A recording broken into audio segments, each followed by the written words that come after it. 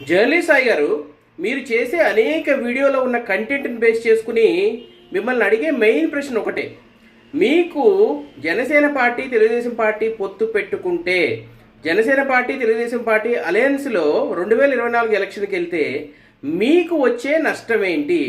ఎందుకు మీరు Janasena party Telugu Desam party పొత్తుకు వ్యతిరేకంగా పుంకాలుగా వీడియోలు చేస్తున్నారు?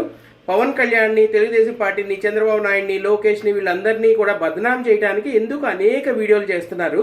అలాగే వైఎస్ఆర్ కాంగ్రెస్ పార్టీని సపోర్ట్ చేస్తా, వైఎస్ఆర్ కాంగ్రెస్ పార్టీని ఆకాశానికి ఎత్తుతా వీడియోలన్నీ చేయాల్సిన అవసరం ఏమొచ్చింది?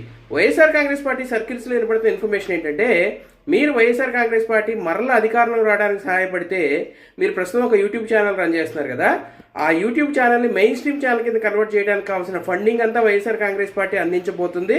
అందుకే మీరు వైఎస్ఆర్ కాంగ్రెస్ పార్టీకి తొత్తుగా వ్యవహరిస్తున్నారు అని. నిజమేనా?